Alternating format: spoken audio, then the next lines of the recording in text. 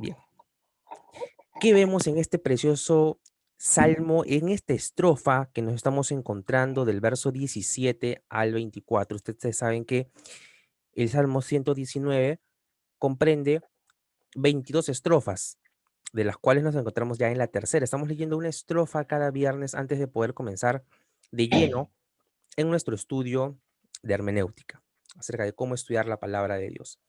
Así que vemos aquí una de las oraciones que deben ser un reflejo en nuestra búsqueda constante cuando nos acercamos a la palabra de Dios. Y es justamente la petición de: abre mis ojos. Señor, abre mis ojos y miraré las maravillas de tu ley. Haz bien a tu siervo. ¿Cómo Dios puede bendecirnos?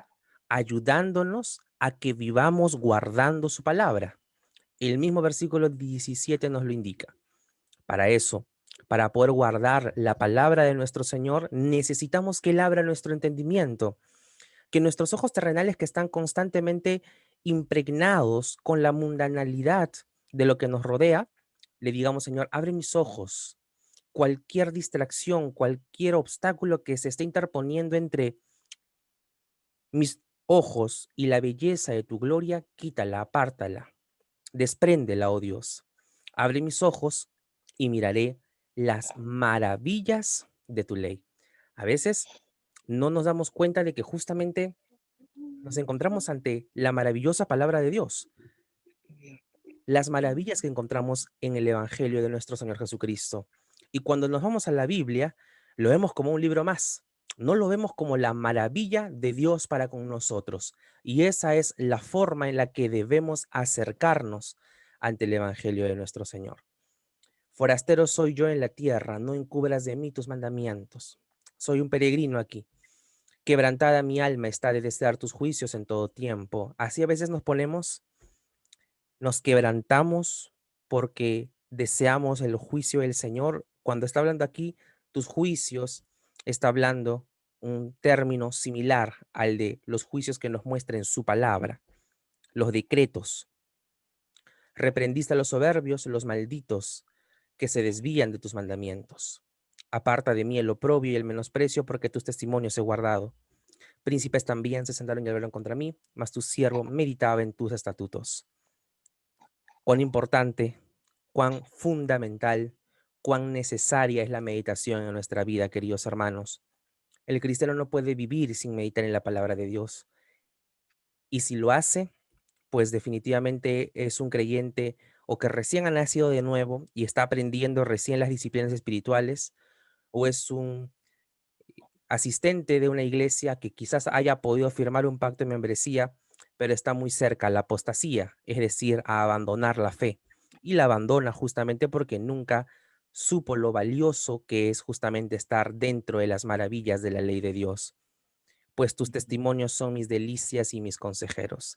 Que esa sea, queridos hermanos, nuestra búsqueda diaria, incesante y constante.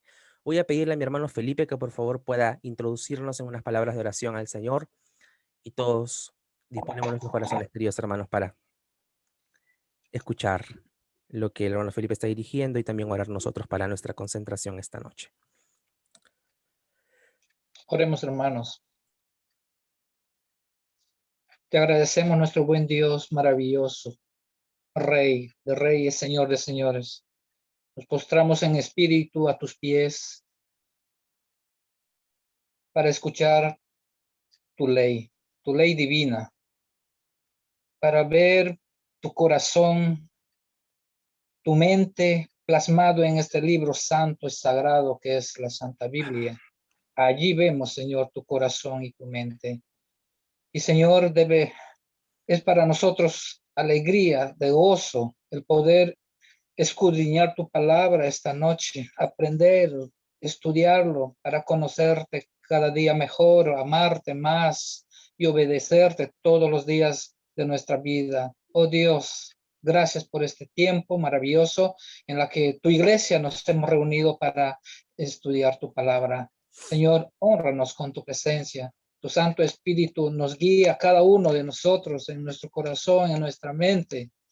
Y honra también a tu siervo Juan, dándole las palabras poniendo en su corazón, guiado por tu Santo Espíritu, para enseñarnos esta verdad absoluta. Oh, Señor, Señor, nos ayúdanos. ponemos en tus manos. Gracias a tu Espíritu Santo que está en medio de tu iglesia, y gracias por tu bendición de esta noche. En el nombre de Jesús, toda la gloria te damos, eterno Dios. Amén. Amén, Señor, y de la misma forma, rogarte, Dios, de que, Padre, puedas tomar el control de las redes inalámbricas de el Internet, Señor, de estas, Padre, redes que nos conectan en medio del distanciamiento en el que nos encontramos. Señor, estamos unidos en un mismo corazón, pero dependemos, Señor, de en este momento de la enseñanza del Internet, de la red, de la señal que fluya con normalidad, oh Dios, y permítenos estar, Señor, el tiempo programado para que no pueda existir ningún obstáculo, Señor, que detenga la enseñanza, que ciertamente, Señor, estará hoy siendo culminada la lección número 2, oh Rey, acerca del aprendizaje de las observaciones que debemos hacer en las oraciones gramaticales. Toma tú el control, Señor, y descansamos en ti. Danos Sí, paz. En el nombre de sí. Cristo. Amén. Y amén. Amén. Bien, hermanos, qué alegría verlos con sus camaritas prendidas, a todas, a todos. No veo a mis hermanos. Ah, bueno, ahí está Jeremías. No veo a Eliu, no veo a Rebeca. Jeremías, vuelve a decirles, por favor, que dejen de ver la novela Jesús, o que dejen de ver Bueno, yo soy ya terminó, ¿no?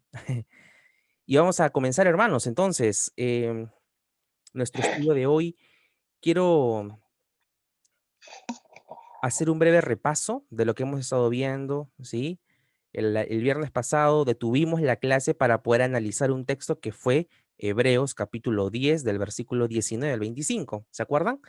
Estuvimos enfocándonos en ese aspecto para poder entender de que lo que estamos haciendo como iglesia no es una decisión personal, ¿sí? Hablando específicamente de mí, no es algo que se me haya ocurrido hacer por un capricho, sino porque es un mandato que el Señor nos establece en su palabra y como sus hijos, discípulos, nosotros tomamos nuestra cruz, nos negamos a nosotros mismos y nos sometemos a la palabra de Dios. Respondemos con el espíritu de dominio propio que el Señor nos ha concedido por medio de su Espíritu Santo, doblegando nuestra voluntad, humillando nuestra naturaleza, nuestros pensamientos para obedecer su doctrina.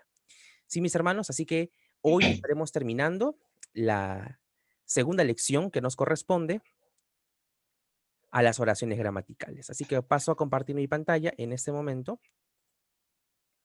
Quiero que ustedes me digan si es que se ve con normalidad. ¿Me confirman? Ujú. ¿Se observa? Sí, Las 10 hermano. consideraciones necesarias para Perfecto. realizar buenas observaciones en nuestra lectura de la palabra del Señor.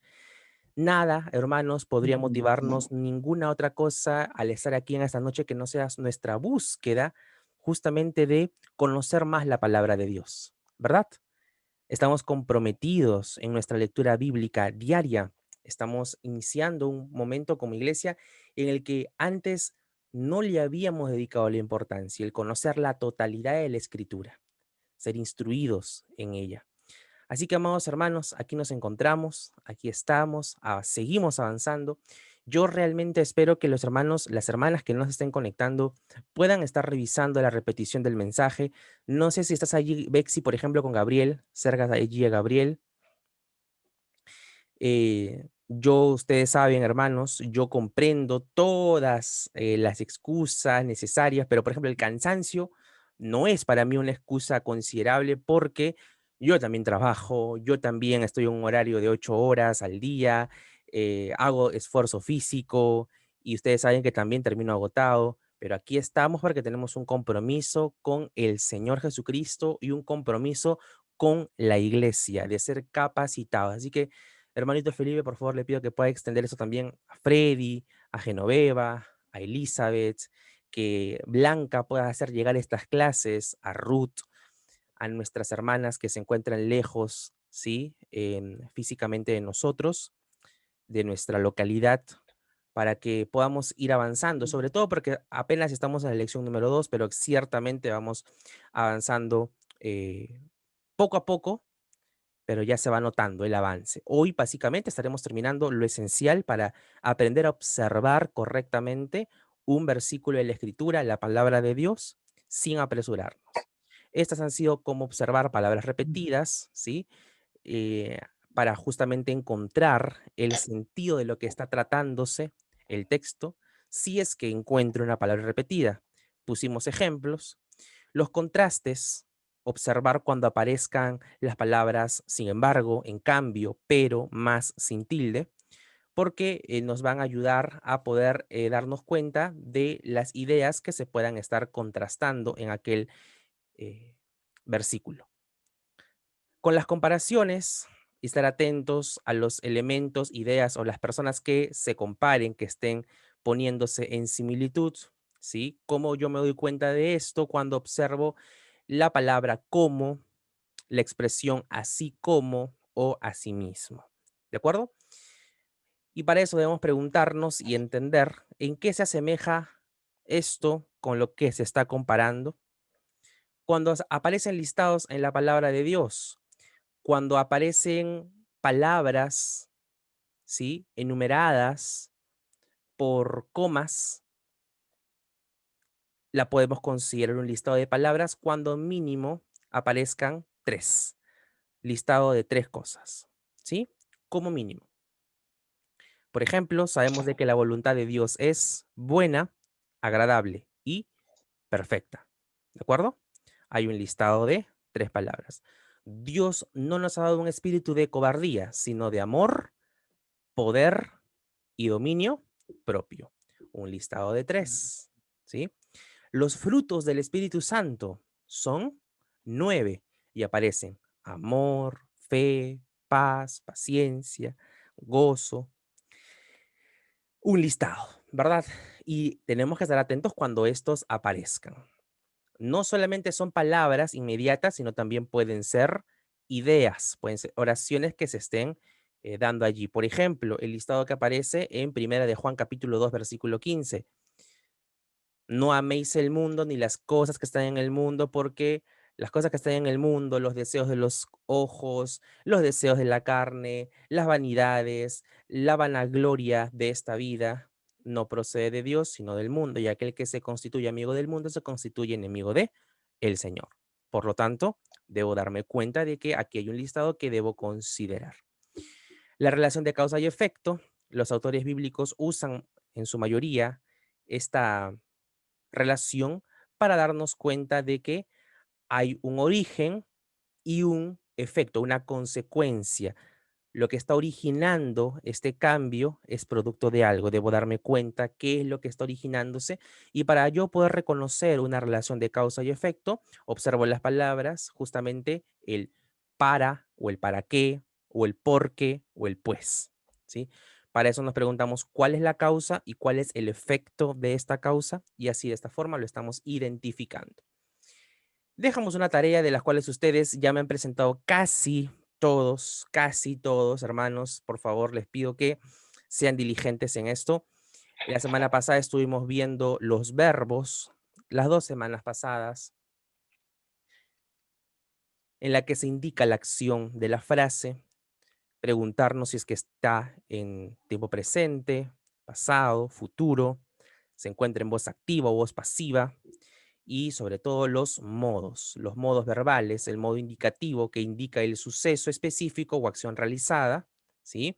Y vino Jesús y se acercaron a él las multitudes, nos está indicando que está ocurriendo algo. El modo subjuntivo es cuando nos indica un suceso que no se ha realizado.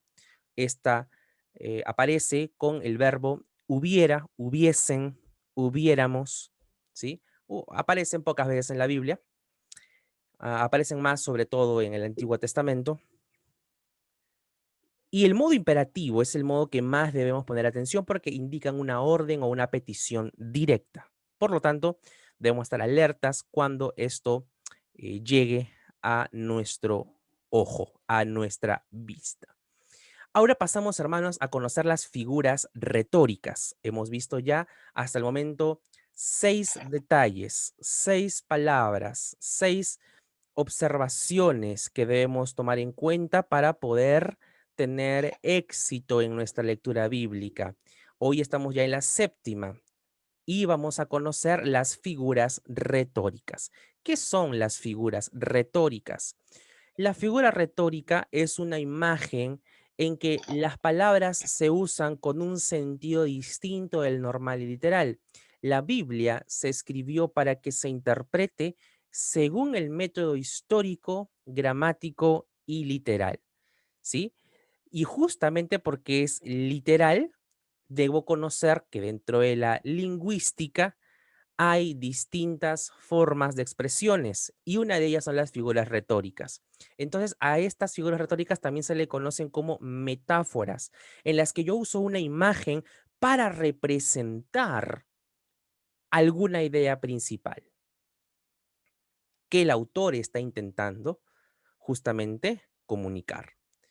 Estas son las figuras retóricas, también conocidas como metáforas. ¿De acuerdo? Ujú. Para yo poder identificar esta figura retórica, debo preguntarme, ¿cuál es la imagen que intenta transmitir el autor con esta metáfora? ¿Cuál es la imagen que el autor intenta transmitir con esta metáfora? Y la importancia de usar metáforas y de identificarlas es que nos ayuda a nosotros como lectores, nos proporciona una bella imagen en la que nos podemos relacionar emocionalmente. Y vamos a ver algunos ejemplos para que podamos entender bien esto. Las figuras retóricas.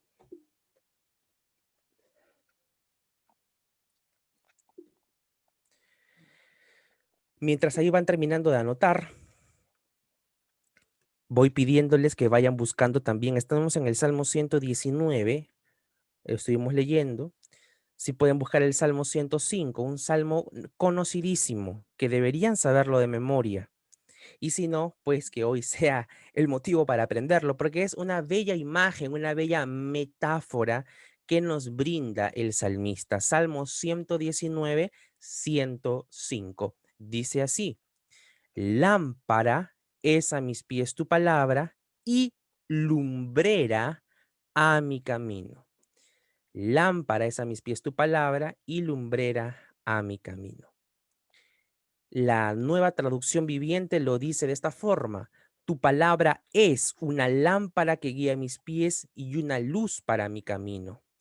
La traducción lenguaje actual lo dice de esta forma: tu palabra es una lámpara que alumbra mi camino. Y la versión latinoamericana dice: para mis pasos tu palabra es una lámpara, una luz en mi sendero. Ahora, ¿nosotros debemos entender esto ignorando las figuras retóricas? No. Ignorando de que dentro del lenguaje hay metáforas, no lo puedo ignorar, pero eso no quita de que lo esté interpretando justamente con el método gramático histórico literal, porque justamente atendiendo a la gramática, atendiendo justamente a la gran gama de géneros literarios que existe en la escritura, es que me doy cuenta de que existen figuras, figuras en las que yo puedo tener una imagen grabada en mi mente para representar lo que se está diciendo de algo específicamente aquí de la palabra de Dios. ¿Esto qué quiere decir? O sea, de que no tenemos que literalizar forzadamente cada texto, porque no es de que se me va la luz, por ejemplo, se me fue la luz hace un instante, y no es de que yo diga, ah, acá tengo la Biblia, que es mi luz. Con esto voy a observar aquí, voy a de repente poder irme al baño sin ningún inconveniente, porque la Biblia es mi luz, es mi lámpara. Puedo irme tranquilo al valle más oscuro porque la Biblia es mi lámpara. Sería un poco absurdo pensar de esa forma o concluir de esa forma, porque sabemos de que lo que está tratando de decir el autor es darnos la imagen de que la Biblia es nuestra guía al caminar, es aquella que nos alumbra el sendero, ¿sí? Y para eso yo debo preguntarme, ¿Cuál es la imagen que intenta transmitir el autor con esta metáfora? En primer lugar, darme cuenta de que la Biblia no es una lámpara literalmente, ¿sí? Ujú. Se trata entonces de ¿qué? Se trata de una lámpara en sentido figurado, figurativa, que nos permite, ¿qué cosa? Ver con claridad el camino que el Señor ha preparado para nosotros. Lámpara es a mis pies. ¿Solo a mis pies? No, o sea, mis pies, es decir, ¿con qué yo camino? Con los pies, no camino con las manos ni camino con la lengua, ¿no? Camino con los pies. Por lo tanto, esta lámpara, que es la palabra de Dios, guía mis pasos, ¿sí? Entonces, observamos aquí cuántas figuras retóricas.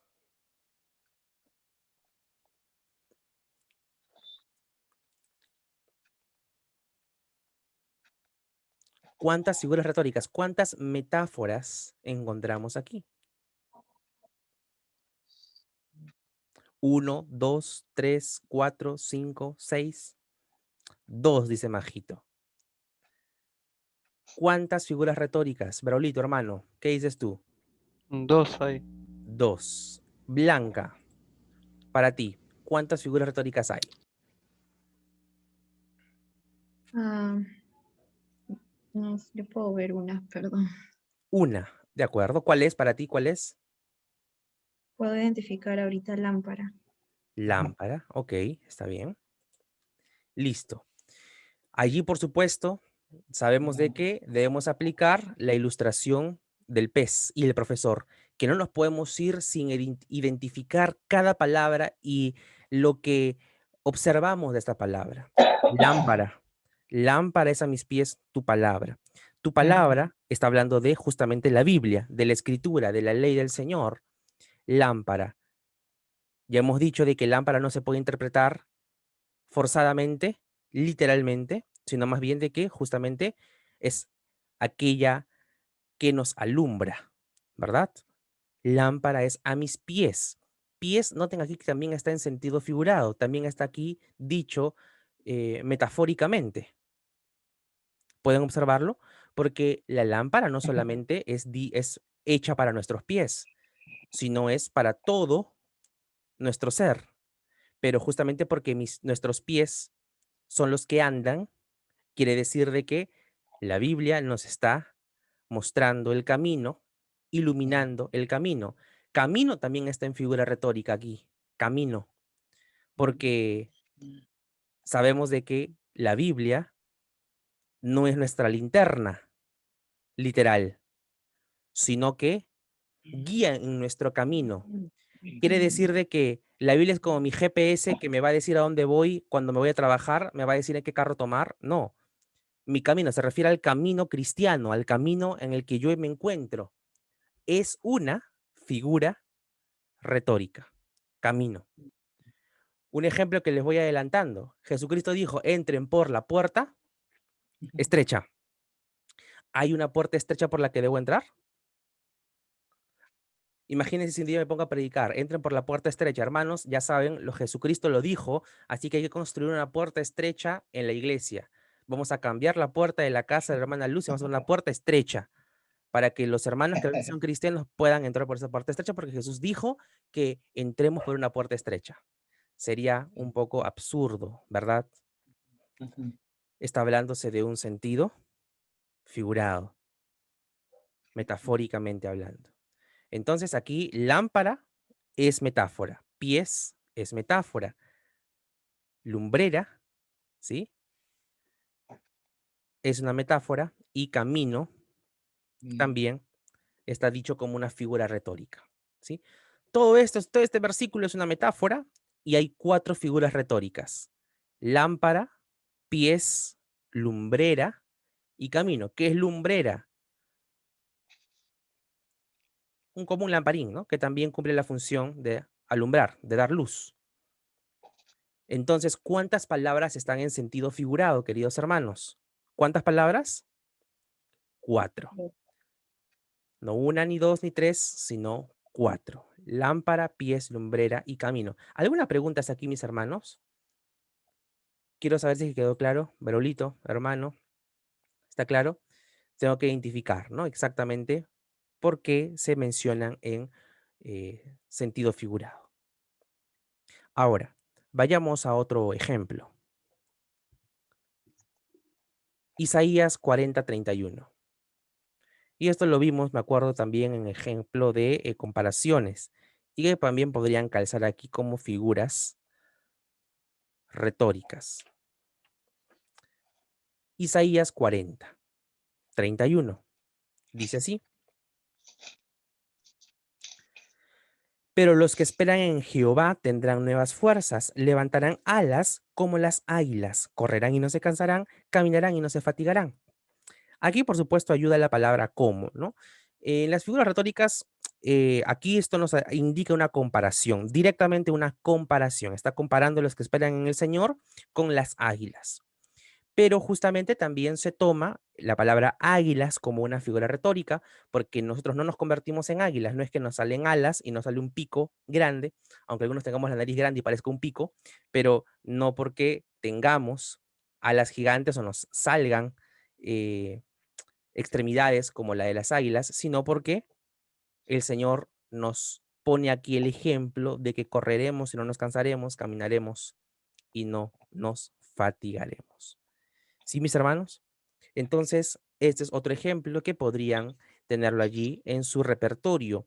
Y finalmente, para irnos al Nuevo Testamento, buscamos en Primera de Corintios, capítulo 3. Primera de Corintios, capítulo 3, versículo 6. Y quiero pedirle a mi hermano Felipe que me apoye en la lectura de ese versículo, por favor. Sí, hermano.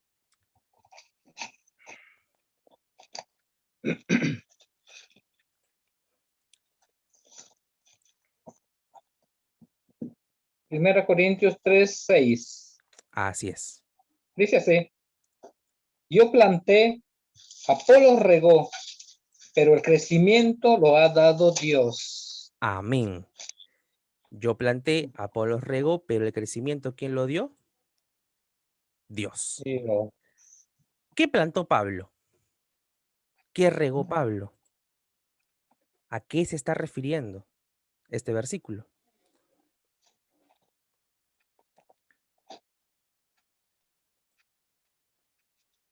Yo debo preguntarme, por supuesto, ¿no? ¿Por qué? Porque, hermanos, y la Biblia está llena de figuras retóricas. No es de que aquí Pablo está diciendo, yo planté mi frijolito, mi experimento que hice en primaria, y Apolos lo regó. De eso no está hablando Pablo, a eso no se está refiriendo. ¿Qué plantó Pablo? Debo preguntarme, ¿qué plantó Pablo? ¿Qué regó Apolos? ¿Dios a qué le ha dado el crecimiento? ¿No? Por supuesto, plantó la semilla de qué? La ¿De la semilla palabra? de... Así es, hermano, así Evangelio. es, excelente. Has sembrado el evangelio, la palabra. Yo planté, pero se dan cuenta de que ese planté no debe ser interpretado literalmente, es una figura retórica y yo debo darme cuenta de ello. Por eso que debo observar. No es de que Pablo agarró su pala, empezó a buscar los jardines de los hermanos, de los tesalonicenses, y dijo, aquí estoy plantándoles el evangelio, ¿no? Y plantó una Biblia como Cash Luna que fundó, ¿no? Para que su iglesia esté basada sobre la roca, puso una Biblia ahí en terreno de su templo, ¿no? Más místico ese hombre. Ah, ese está mezclado hasta con brujería y todo, pero bueno. Aquí lo que está haciendo Pablo es diciéndoles a los hermanos que les plantó el evangelio para que dejen de haber divisiones y dejen de estar discutiendo y cayendo en disputas bobas de que uno es de Pablo, otro es de Apolos.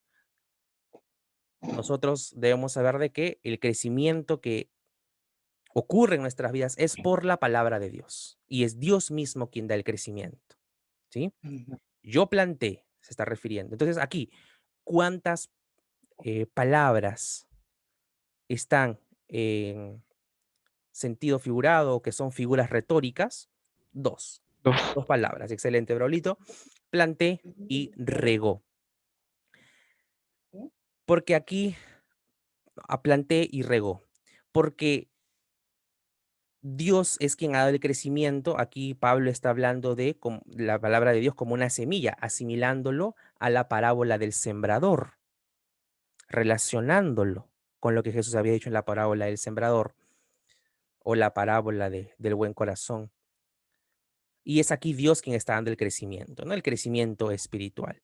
Así que también se podría tomar ese crecimiento como figura retórica, pero específicamente hay dos de forma clara que aparecen aquí, que es planté y regó. Estos dos verbos, noten que son verbos, además de ser verbos en tiempo pasado y estar en modo indicativo, porque está hablando de la plantación que hizo Pablo y cómo regó Apolos,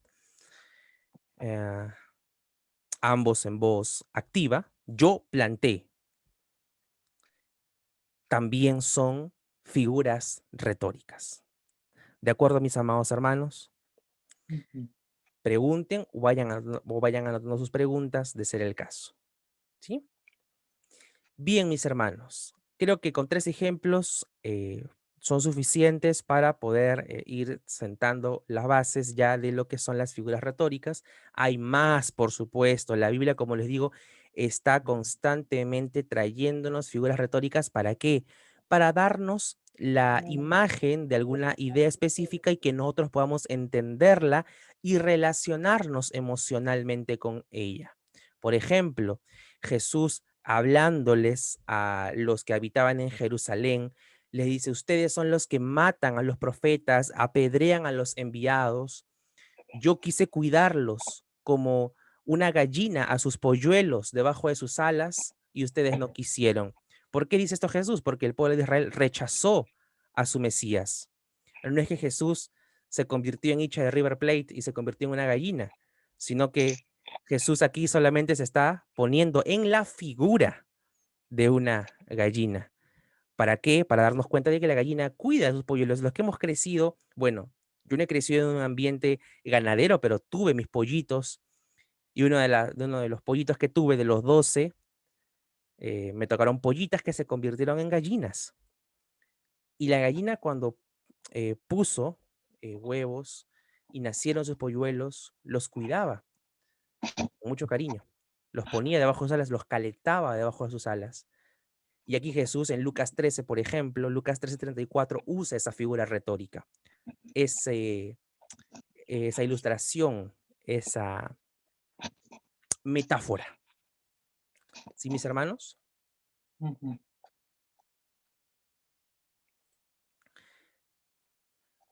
Continuamos entonces.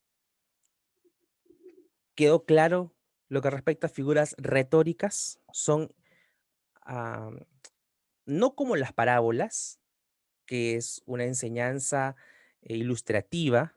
Aquí son palabras, ¿sí?, que tienen un sentido distinto al normal o al literal, ¿sí? Son una palabra que me está dando la referencia de algo que el autor me está intentando comunicar para que yo pueda relacionarlo emocionalmente. ¿De acuerdo? Estas son las figuras retóricas.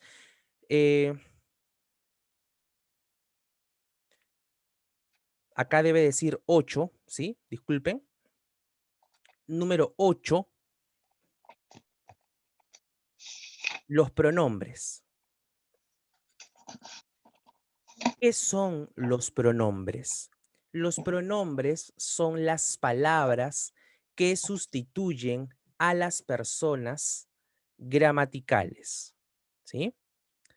Y normalmente van delante de los verbos. Por ejemplo, les voy mencionando algo para que pueda ir quedando esta idea sentada en nuestras mentes. El día de ayer visité a los hermanos Felipe y Gilda. Ellos me invitaron un rico pampanito frito. Un ejemplo. Dije que fui a visitar a Gilda y a Felipe. Luego dije ellos me invitaron. ¿Por qué digo ellos y no vuelvo a decir Gilda y Felipe me invitaron un pampanito? Porque ya dije que los visité. Se da a entender de que porque los visité me invitaron, y cuando digo ellos me estoy refiriendo a Felipe y a Gilda. No me estoy refiriendo a Felipe y Gilda y al pastor Dardo Leandi. No, cuando me hablo de ellos, estoy refiriendo a los mismos de los que ya he hablado momentos anteriores. ¿Y por qué digo ellos en lugar de no mencionar sus nombres nuevamente? Justamente para que no se repitan y no hacer repetitiva las palabras, no hacer repetitivas las expresiones. El otro día estuve en una conversación con el pastor Mariano Merino y él me aconsejó esto. Él, ¿a qué está reemplazando? Al pastor Mariano Merino, él.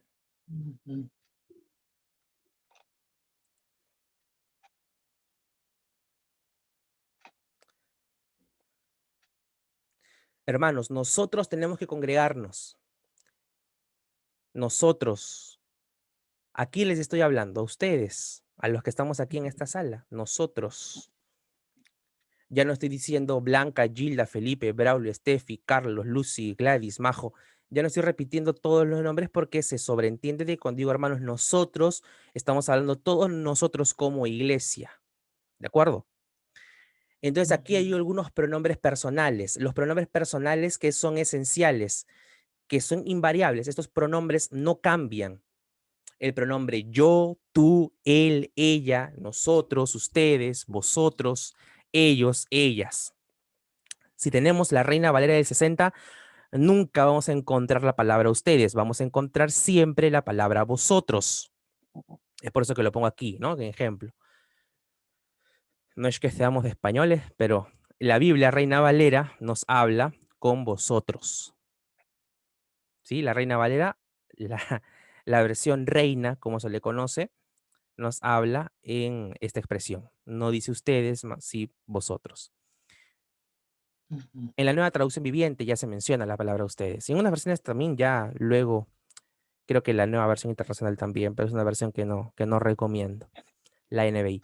Entonces aquí estos pronombres personales, el yo, tú, él, ella, nosotros, ustedes, vosotros, ellos, ellas, son esenciales que ustedes lo sepan.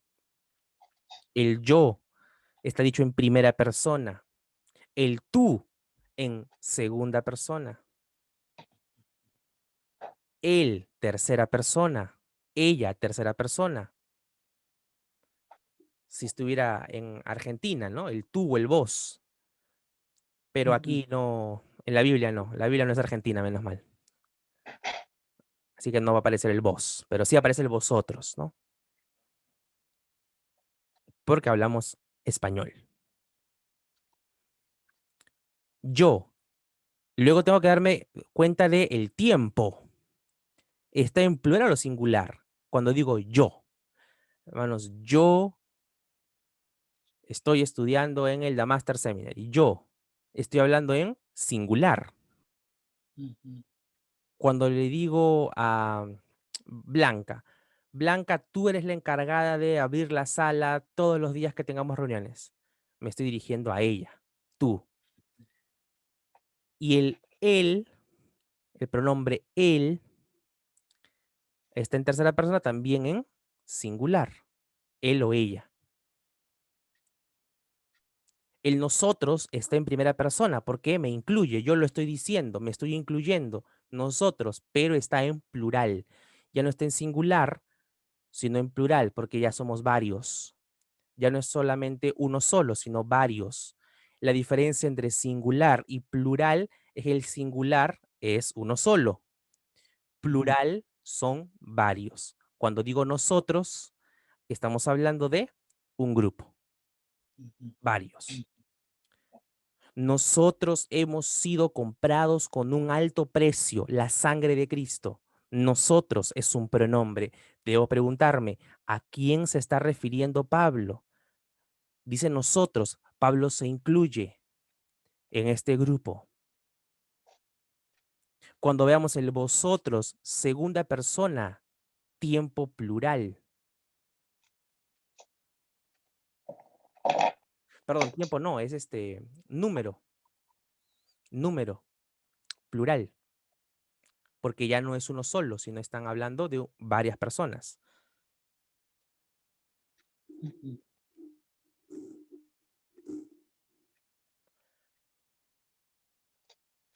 vosotros.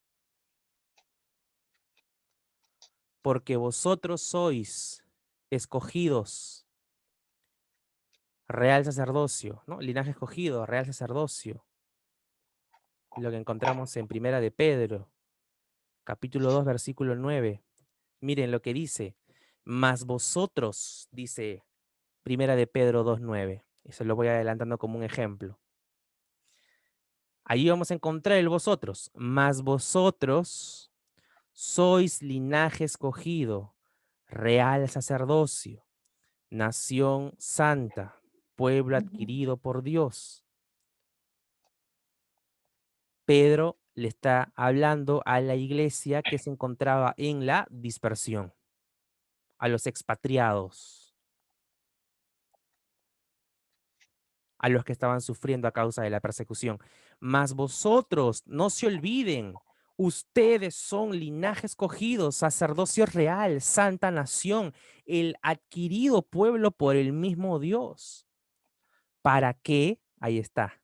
El para qué hemos sido salvos, la causa, para qué, el efecto de que hayamos sido escogidos por Dios es que anunciemos las virtudes de aquel que nos llamó de las tinieblas a su luz admirable. Anunciéis un verbo en imperativo, modo imperativo, para que anunciemos las virtudes de aquel que nos llamó de las tinieblas a su luz admirable.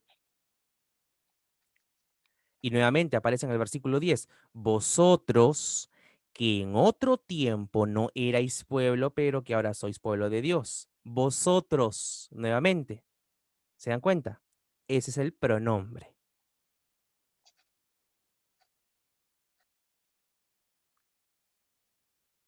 ¿De acuerdo, mis hermanos?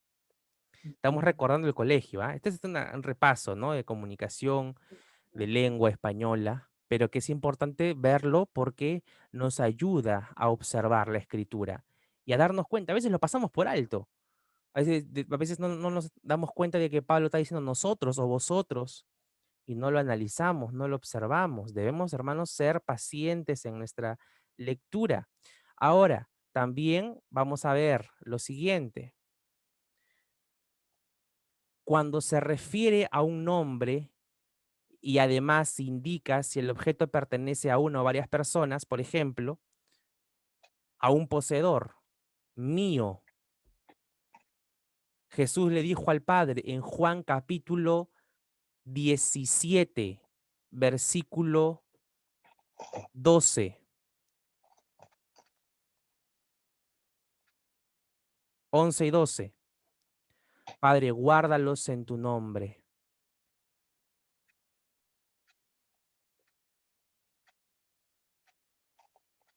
Vamos a ver Juan 17.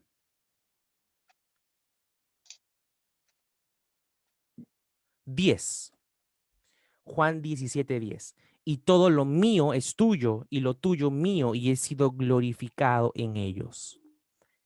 Mío. Jesús está hablando aquí como poseedor. Todo lo mío es tuyo, es decir, ellos son míos, por no son tuyos también. Todo lo tuyo es mío, es decir, toda mi gloria les he dado a ellos. Pero se dan cuenta, mío es un pronombre. Todo lo mío es tuyo.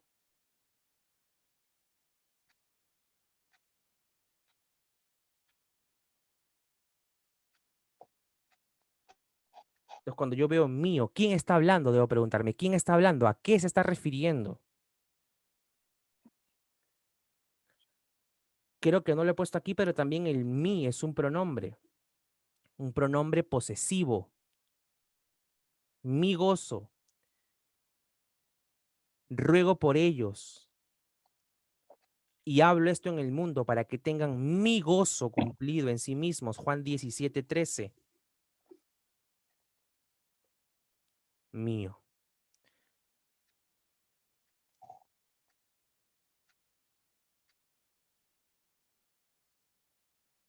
Juan 17, 6. He manifestado tu nombre a los que del mundo me diste. Tuyos eran, tuyos. Posesivo en segunda persona, es decir, se está refiriendo al receptor, es tuyo. Jesús está hablando con el Padre en este ejemplo de Juan 17. Estos son tuyos.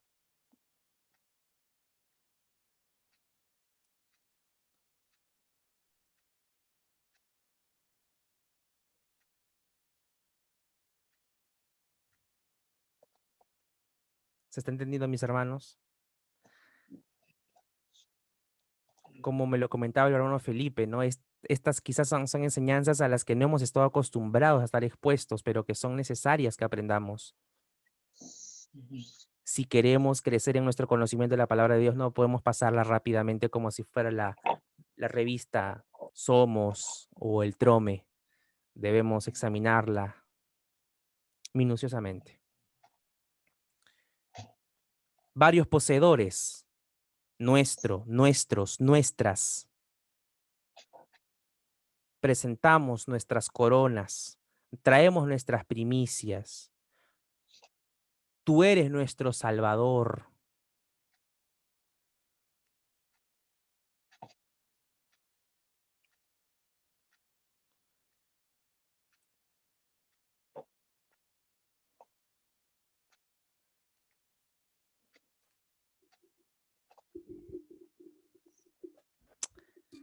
¿De acuerdo, mis hermanos?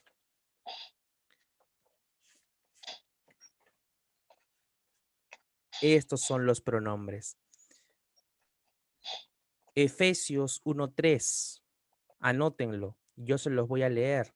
Y si pueden, búsquenlo para que lo vean. Efesios 1:3 dice así: bendito sea el Dios y Padre de nuestro Señor Jesucristo, y que nos bendijo con toda bendición espiritual en los lugares celestiales en Cristo. Nuestro Señor Jesucristo. Pablo, por supuesto, habla porque está dentro de los redimidos. Es nuestro Señor Jesucristo. Hermanos, muy buenas noches. Los saludo en el nombre de nuestro Señor Jesucristo.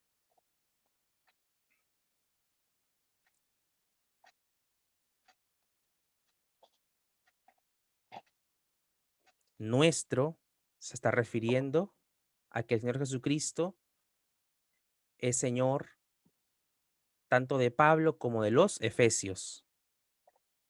Luego dice que nos ha bendecido, que nos bendijo con toda bendición espiritual. Nuevamente Pablo se incluye, nos bendijo. En el versículo 4, nos escogió. Nos escogió a nosotros, claro, para no decir nos escogió a nosotros, ese nosotros es reemplazado por el nos.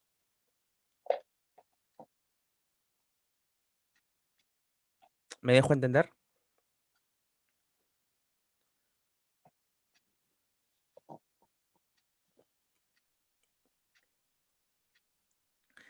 Y ahora un ejemplo larguito.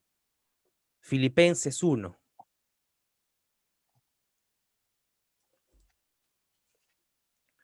Vayámonos a Filipenses 1.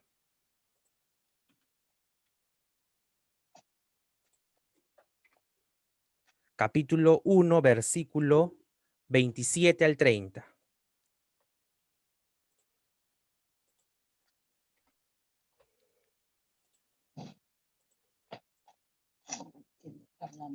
Dice así, ¿lo tienen ahí, hermanos? 1, 27 al 30. Solamente vamos a ver cuántos pronombres hay. Solamente que os comportéis como es digno del evangelio de Cristo, para que, o sea, que vaya a veros o que esté ausente, oiga de vosotros que estáis firmes en un mismo espíritu, combatiendo unánimes por la fe del evangelio, y en nada intimidados por los que se oponen, que para ellos es indicio de perdición, mas para vosotros salvación, y esto de Dios, porque a vosotros os he concedido a causa de Cristo, no solo que creáis en Él, sino que padezcáis por Él, teniendo el mismo conflicto que habéis visto en mí y ahora que oís que hay en mí. Ahora, vayamos a observar la cantidad de pronombres, mis amados hermanos.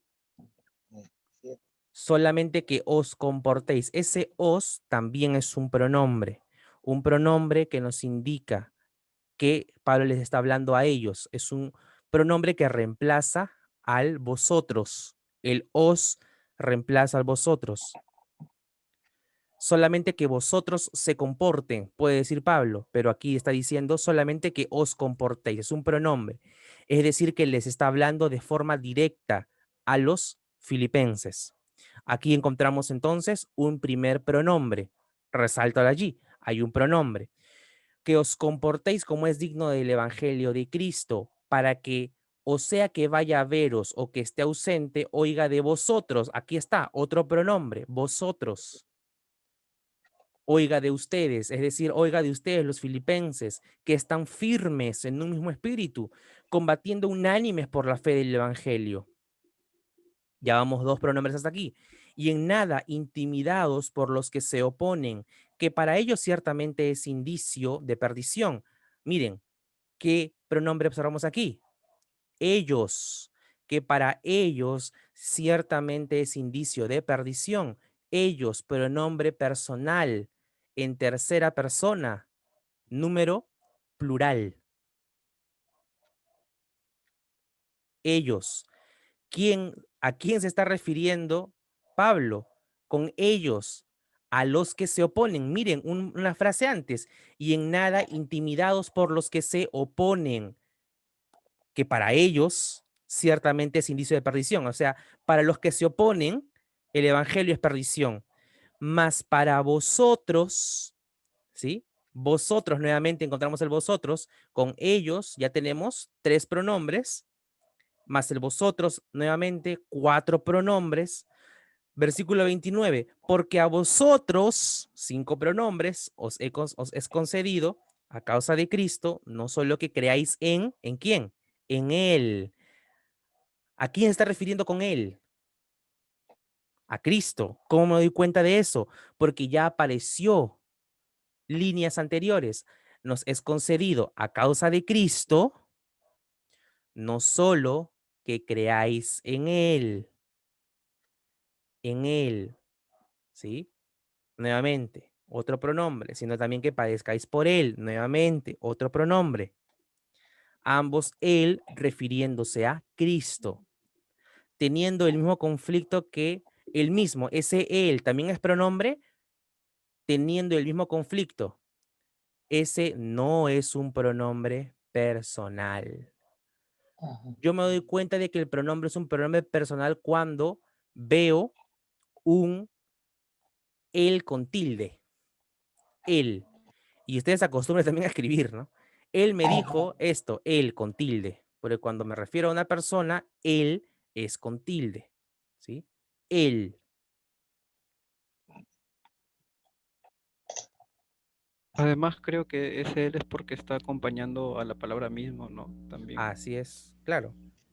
Es un artículo, ese él es un artículo, teniendo el mismo conflicto. Ese él antes del mismo es un artículo, porque está antecediendo a un sustantivo, que es conflicto, ¿no? Creo que voy a postular a Trilce para ser profesor de lengua española. ¿Tú qué dices, Rebeca? Me voy a Pitágoras, Rebeca, para enseñarte y darte las fijas para el examen de admisión.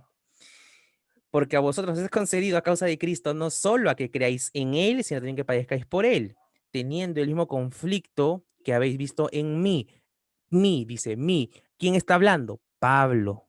Debo preguntarme por eso, ¿no? Mí. Ese mí, ¿a quién se refiere? Es un pronombre posesivo. Mí, se está refiriendo al mismo que habéis visto en mí. Y ahora oís que hay en mí, en mí. Entonces, en estos 4 versículos, ¿cuántos pronombres hemos encontrado? 1, 2, os, vosotros, ellos, vosotros, 4, vosotros, 5, él, 6, él, 7, mi, 8, mi, 9. ¿Se dan cuenta? Entonces yo cuando me doy cuenta de los pronombres voy entendiendo de quién se está refiriendo, a quién le está hablando Pablo. Para eso me hago la pregunta, lo que está aquí debajo del detective. Debo preguntarme constantemente, ¿a quién se refiere ese pronombre? ¿A quién o a qué se está refiriendo? ¿De acuerdo, mis hermanos? Perfecto. Pasamos a la siguiente. 9, ya estamos en 8 pronombre. Ahora vayamos a las conjunciones. Ya estamos llegando a la parte final, no se duerman. Conjunciones. Las conjunciones, mis amados hermanos, son las palabras que unen a las oraciones gramaticales. Para esto yo me debo dar cuenta y buscar las palabras y, pero, pues, porque, puesto que, pues, por consiguiente. Ahí puse 2 veces pues. Aquí las conjunciones son palabras que unen las oraciones gramaticales.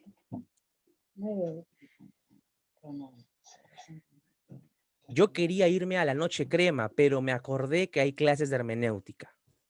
Pero estoy conectando 2 ideas. Y esa conjunción, además, esa conjunción pero, ¿qué me está indicando también? Un contraste. ¿Se acuerdan cuando lo vimos en contrastes?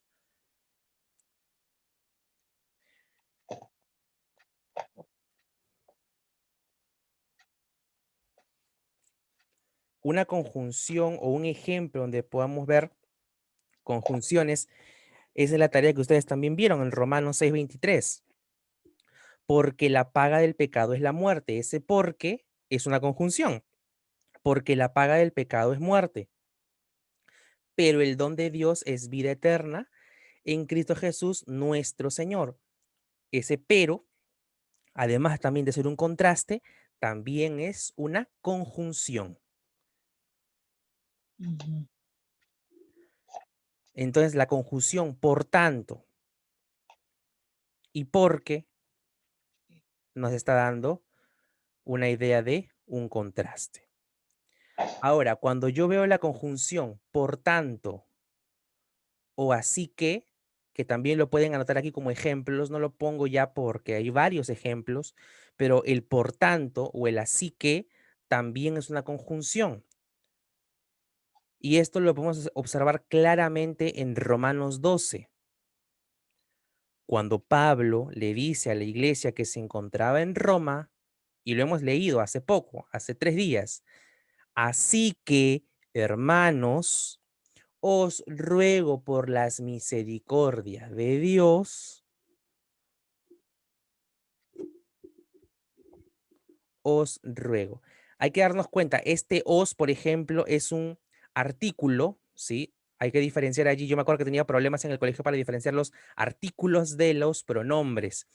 Este os está dicho como artículo porque está reemplazando al les ruego, ¿sí? Así que tan solamente para hacer una precisión en cuanto a los pronombres.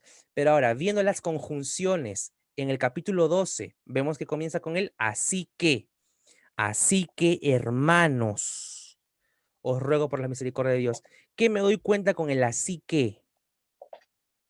Que es una conclusión basada en argumentos o razones anteriores. O sea, Pablo nos ha dado las razones en los capítulos o en los párrafos anteriores para llegar a esta conclusión. El así que o el por tanto o el por consiguiente es una conclusión.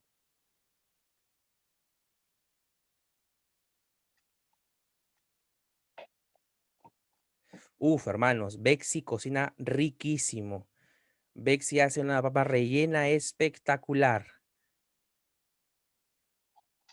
Una chicha muy rica, un ají de cocona delicioso. Por consiguiente, cuando ella haga algo, yo les voy a avisar a todos para que le consuman. Me estoy dando aquí una señal de que estoy concluyendo por las razones de algo. Hermanos, me encuentro en este momento trabajando en el ministerio. Me estoy preparando en un seminario reconocido internacionalmente. Por tanto, les pido que no dejemos de congregarnos. Estoy planteando argumentos y luego conecto con una conclusión. Lo que hice el viernes pasado, hermanos, vayamos a la escritura, veamos lo que dice Hebreos 10, 22, 23, 24 y 25. ¿Qué imperativos encontramos? Entonces, por lo tanto, hermanos, no debemos dejar de congregarnos. Aunque el gobierno nos diga que nos dejemos de congregar, nosotros no dejaremos de congregarnos.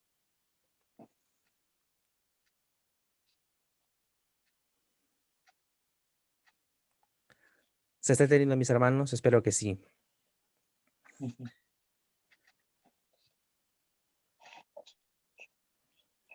Y ese así que aparece en el versículo 12 también los volvemos a observar en el capítulo 15 de Romanos. Así que los que somos fuertes debemos soportar las flaquezas de los débiles. ¿Eso qué quiere decir? Que el capítulo 15 está conectado con el 14. ¿Y el 14 de qué ha hablado? De los débiles en la fe. Entonces yo como hermano mayor, como fuerte, debo soportar las flaquezas de los hermanos débiles en la fe. Entonces hay una conexión entre el 15 y el 14. Porque el 15.1 es la conclusión de todo el 14 prácticamente. ¿Está claro, mis hermanos? Muy atentos cuando encontremos ahí un así que, un por tanto o un por consiguiente. ¿Sí, mis hermanos?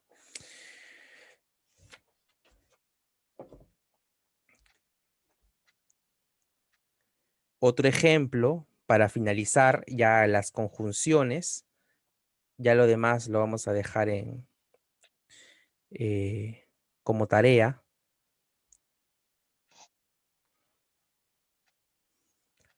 Hebreos 12, acompáñenme a Hebreos 12 para que ustedes también lo puedan observar.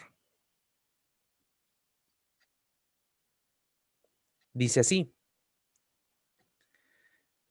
por tanto, nosotros también, teniendo alrededor nuestro tan grande nube de testigos, despojémonos de todo peso y del pecado que nos asedia y corramos con paciencia la carrera que tenemos por delante. Por tanto, inicia. ¿Qué quiere decir esto, hermanos? Que el capítulo 12 es la conclusión del aprender a vivir por fe y todo el capítulo 11 de Hebreos trata acerca de ello. ¿Estamos de acuerdo, mis hermanos? Yo quiero que ustedes aprendan a observar la escritura. Y quiero que aprendan porque yo he aprendido hace muy poco a observarla de la misma forma. Y yo no quiero crecer solo, yo quiero que crezcamos juntos como iglesia. En ese mismo capítulo 12 de Hebreos, encontramos en el versículo 28, así que recibiendo nosotros un reino inconmovible, tengamos gratitud y mediante ella sirvamos a Dios agradándole con temor y reverencia, porque nuestro Dios es fuego consumidor. ¡Wow! Tremenda palabra. Lo que nos está diciendo aquí Hebreos 12, 28. Pero dice, así que recibiendo nosotros un reino inconmovible. ¿Qué quiere decir esto? Que versículos anteriores se nos ha dicho de que Dios nos ha otorgado un reino inconmovible. No está en capítulos anteriores, sino que está en este mismo capítulo. ¿De acuerdo? Bien, mis hermanos. Entonces, de esta forma, debo identificar y una vez que yo las identifico, estos así que, por tanto, porque, por consiguiente, pero o y, debo preguntarme qué ideas se están conectando entre sí. Agradándole con temor y reverencia. Nuevamente, miren, ese ahí está conectando a temor y a reverencia. Hay dos características. ¿Cómo debo agradar al Señor? Con temor y reverencia. Allí hay otra razón por la cual nosotros podemos estar seguros de que temor no es lo mismo que reverencia. Porque a veces para que no nos suene duro, o no suene complicado, decimos, no, el temor de Dios no tiene nada que ver con el miedo. Y allí estaríamos teniendo un grave error teológico, porque el temor sí se está refiriendo al miedo, y aquí lo vemos en el versículo 28 de Hebreos 12. Miren, observen sus Biblias.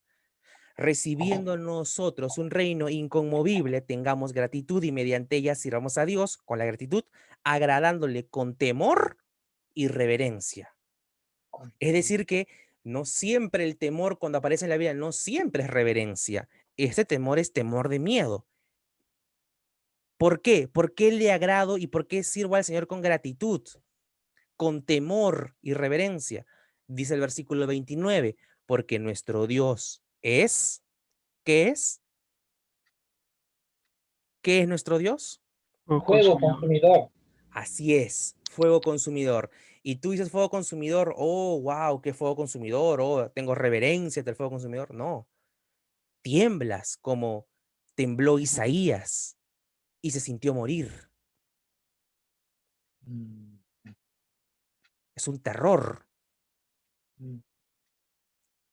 es un miedo.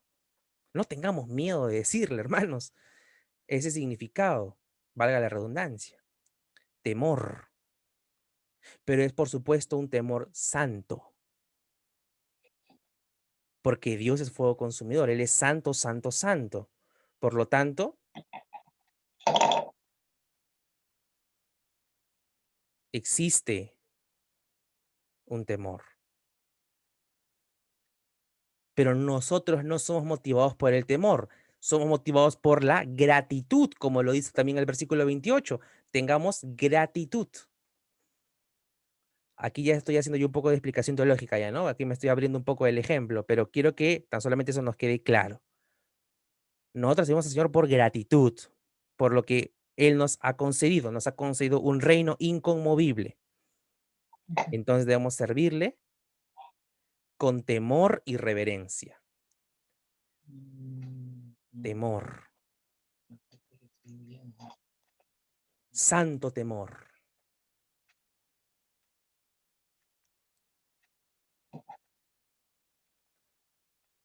Me gustó una definición que escuché en una prédica, que el temor es la pasión por honrar a Dios, en la que te das cuenta de que Dios está allí y no te queda otra cosa que doblar tus rodillas y honrarle. Y le honramos con la siguiente característica, con reverencia. No es una honra impostada, sino una honra con reverencia. Un deseo apasionado, un deseo incesante por honrar a Dios.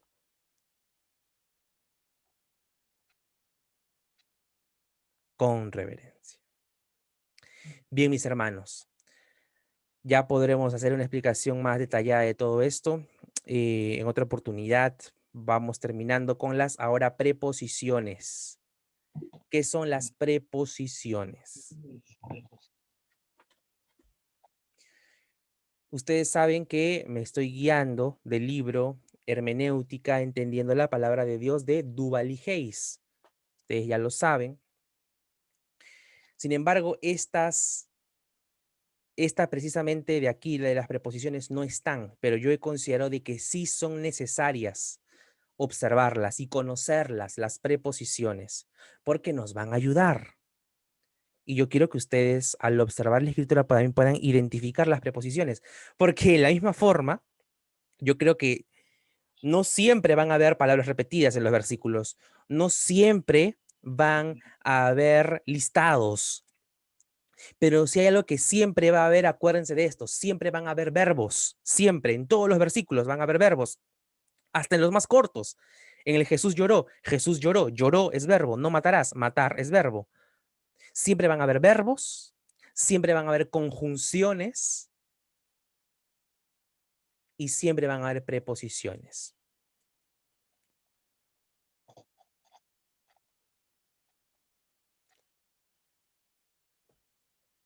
Veamos cuáles son las preposiciones.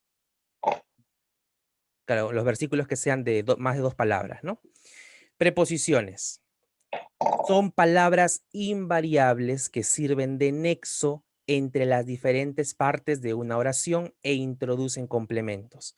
Juan Diego, pero tú dijiste que las conjunciones también son conexiones. Estás diciendo casi lo mismo, pero con otras palabras.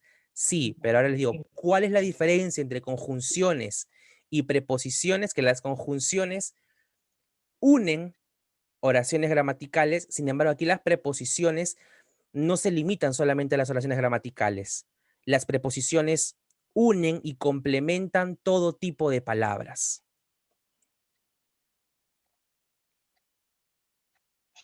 Y ahora vamos a ver cuáles son esas palabras.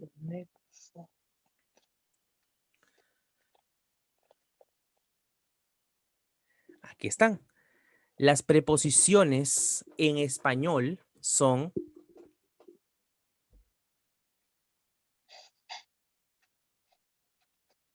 normalmente son 23 y aquí están. A, ante, bajo, cabe, con, contra, de, desde, durante, en, entre, hacia, hasta, mediante, para, por, según, sin, sobre, tras, versus y vía. Ahora, aquí hay algunas palabras que ya no se usan, ¿sí? En el español, pero les digo todas las que son en español, son 23.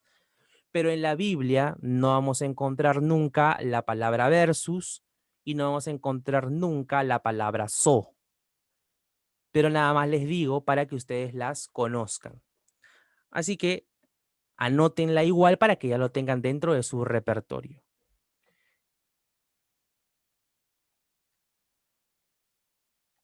El so se usa, por ejemplo, para dar una expresión formal de bajo. Por ejemplo, don José de San Martín descansó el árbol en el atardecer. Don José de San Martín descansó bajo el árbol en el atardecer. Es una expresión formal tan solamente, ¿sí? El versus sí se usa bastante. Es un versus, ¿no? Es una competición. Estamos compitiendo dos palabras. Pero en la Biblia no se usa. No hay versus en la Biblia. Entonces son a, ante, bajo, cabe, con, contra, de, desde, durante, en, entre, hacia, hasta, mediante, para, por, según, sí, sobre, tras, versus y vía. A.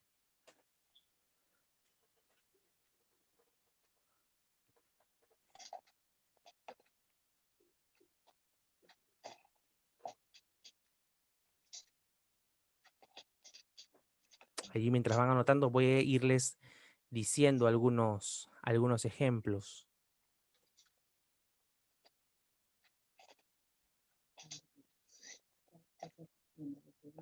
Noten que este A es sin H, no se vayan a confundir con el A con H, que es un verbo, ¿no?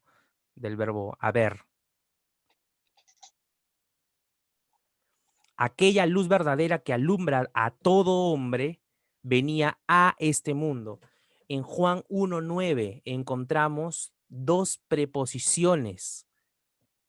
A. Miren esta palabrita, una letra. Es una preposición. A. ¿Por qué? Porque me está complementando la oración. Aquella luz verdadera que alumbra a todo hombre, no es solamente aquella luz verdadera que alumbra, sino es la luz verdadera que alumbra a todo hombre. Se complementa, alumbra a todo hombre. No dice que solamente alumbra a algunos, alumbra a todo hombre. Venía a este mundo. No solamente dice aquella luz verdadera que alumbra este mundo, que alumbra a todo hombre, venía. No, sino que venía a este mundo. Juan 1:9. En ese versículo encontramos dos preposiciones a.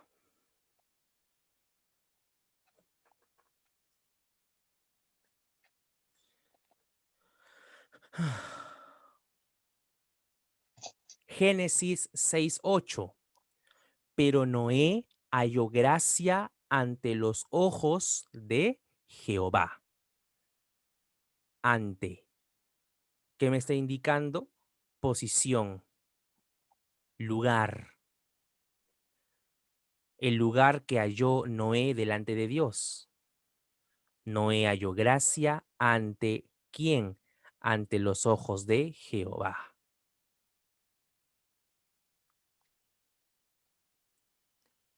Otro versículo en el que aparece ante, Deuteronomio 4:25. Cuando hayáis engendrado hijos y nietos y hayáis envejecido en la tierra, si os corrompiereis e hiciereis escultura o imagen de cualquier cosa e hiciereis lo malo ante los ojos de Jehová vuestro Dios para enojarlo, vendrá esto. Deuteronomio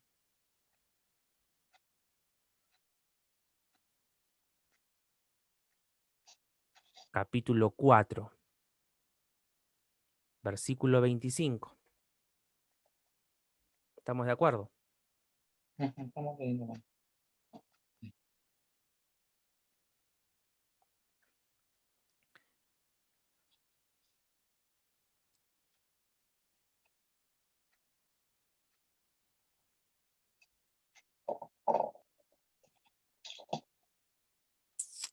Bien. Y en el Nuevo Testamento, solamente para mencionarles, Lucas 5:8, luego de la pesca milagrosa, luego de que Pedro no había recolectado ningún pez en la madrugada, Jesús le dice, anda, echa la red a la derecha. Y pescaron tanto que ya se rebalsaba, mejor dicho, que se hundía la balsa, porque se rebalsaban los peces de la red. Después que llegaron a la orilla, Pedro, dice en Lucas 5:8, viendo esto, Simón Pedro cayó de rodillas ante Jesús, diciendo, aparte de mí, Señor, porque soy pecador. Lucas 5:8. Versículos con la preposición bajo.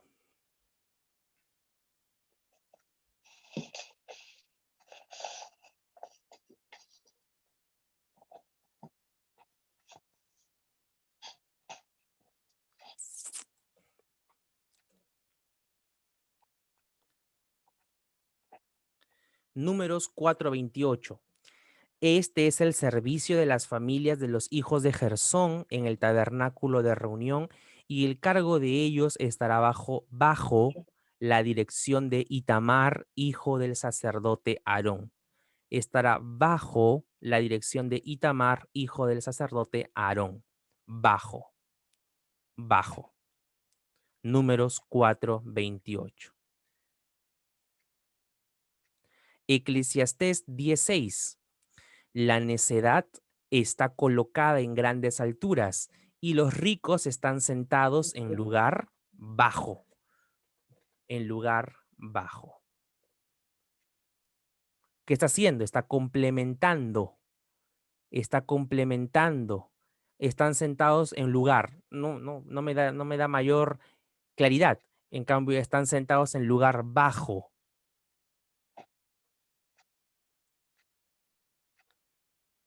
Entiendo mejor acá acerca de lo que se está tratando.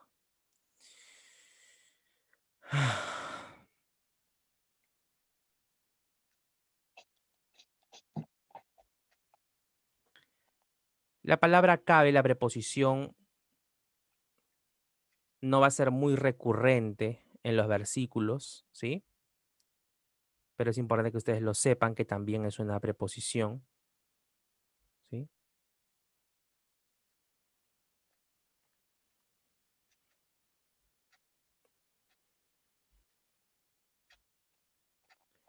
Vayámonos con el con.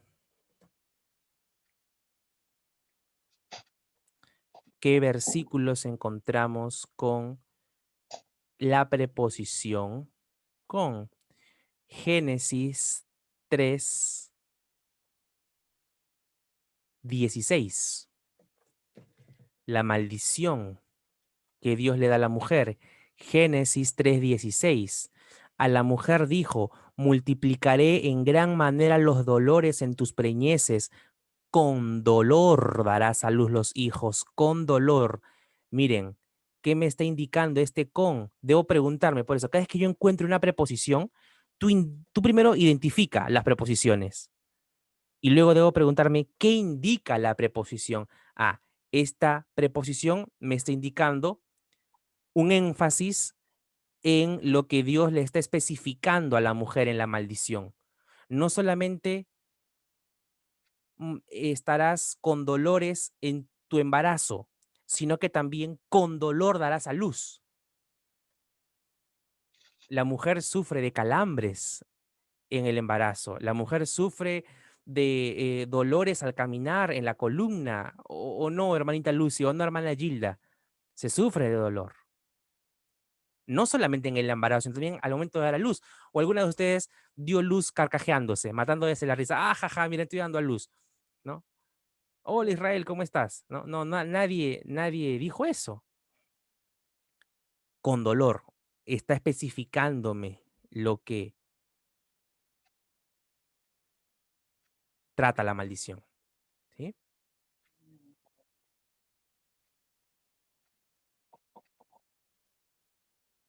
La preposición contra. Génesis 4:8. Y dijo Caín a su hermano Abel, salgamos al campo, y aconteció que estando ellos en el campo, Caín se levantó contra su hermano Abel y lo mató. Génesis 4:8. Génesis 13:13. Mas los hombres de Sodoma eran malos y pecadores contra Jehová en gran manera.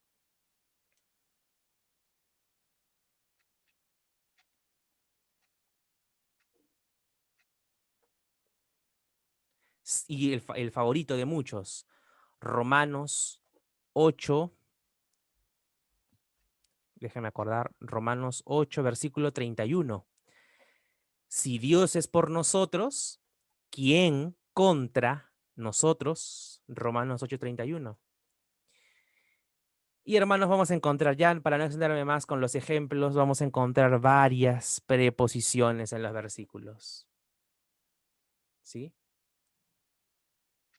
Mediante la redención en su cruz, mediante preposición, ¿qué me está indicando? Me está indicando una vía, la forma, el camino por el que Dios me está salvando. Mediante la cruz me salvó. Y Jesús anduvo antes de descender a visitar a Lázaro durante 2 días. Durante, me está indicando. ¿Qué me indica el durante? Que Jesús estuvo cierto tiempo antes de descender a casa de Lázaro.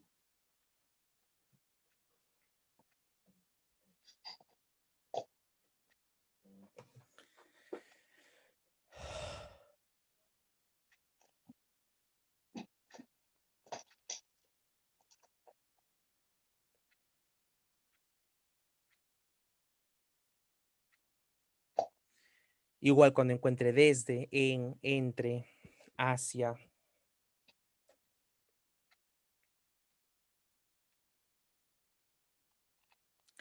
Hechos 8:35. Felipe abrió su boca y comenzando desde esta escritura le anunció el evangelio de Jesús. Desde, me está mostrando el lugar de partida, el momento de partida. Desde. Entonces, yo debo buscar qué me está indicando la preposición. Ustedes encuentran la preposición, si es que no se la saben de memoria, les pido que la puedan anotar en un papelito y ustedes lo tengan allí en su Biblia cuando estén leyendo. Ah, esto es una preposición. Ah, esto es una conjunción. Para que se ayuden. Yo, por la práctica, yo ya me he memorizado estas palabras, hermanos, las preposiciones. Me memoricé 19, ¿sí? Me memoricé 19 porque si le quitamos vía, versus, so, mediante y durante, quedan 19. Parece que la Real Academia añadió más. En el colegio a mí me enseñaron 19 y las 19 en el colegio me las aprendí de memoria. Sin embargo, cuando ahora leo la Biblia, tengo que acordarme que también durante, mediante, vía, que no hay en todos los versículos, por supuesto, ¿no? Son en algunos. Y cuando los observe, me debo dar cuenta que es una preposición y que algo me están indicando. Debo preguntarme yo entonces, ¿qué me indica esta preposición? ¿De acuerdo, mis hermanos? Y ahora se viene la tarea, la super tarea. Prepárense, porque ahí la voy a preparar para que la puedan realizar durante la semana, ¿sí? Quiero dar plazo hasta el día domingo que nos veamos para que puedan entregarme sus tareas. Los que me la han dado por foto, ya lo tengo aquí anotado, pero que me las puedan dar en físico, por favor, este domingo para que les pueda hacer las correcciones necesarias. El domingo también voy a entregar a los hermanos las correcciones que me han entregado durante las semanas pasadas. Y el domingo en la noche yo estoy dejando la tarea en el grupo de WhatsApp de la iglesia. ¿Estamos de acuerdo, hermanos? Entonces, estas son, hermanos, las 10 observaciones necesarias que debemos hacer para poder leer la palabra de Dios con fidelidad.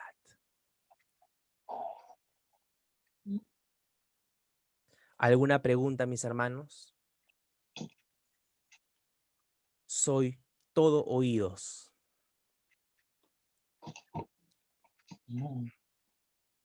¿Todo claro? Hablen ahora o callen para siempre. O callen, Ajá. o callen hasta la próxima semana, ¿no? Hasta el próximo viernes. La próxima semana ya estaremos viendo más a detalle lo que son cómo leer los párrafos. Estamos aquí leyendo las oraciones, es decir, los versículos. Todos los versículos tienen oraciones, entonces vamos a aprender cómo leer las oraciones. Y la próxima semana vamos a ver cómo leer los párrafos, ¿sí?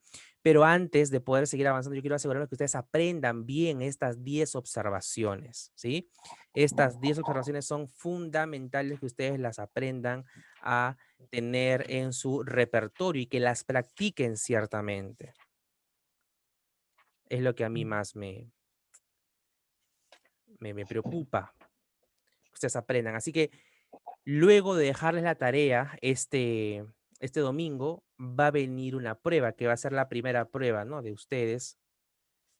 Va a ser una prueba, no va a ser un examen, simplemente para ustedes se lo van a llevar a su casa, pero va a ser una prueba y yo voy a ver cuánto han aprendido, cuánto han retenido de todo esto. No van a hacer preguntas como, ¿cuántas palabras se repiten en este versículo? No, no va a ser así preguntas sencillas, ¿no? Van a ser, les voy a dar un texto, por ejemplo, el Salmo 23.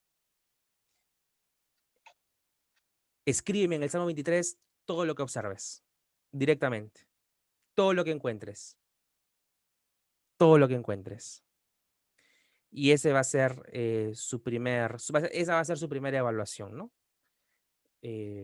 Calificada. Recuerden que este va a ser un curso, hermanos, va a ser un curso en el que todos los miembros que estamos aspirando, por supuesto, a servir al Señor con excelencia, debemos pasar, ¿no? Entonces, aquellos hermanos que no han, o mejor dicho, no están siendo disciplinados en el aprendizaje de ello,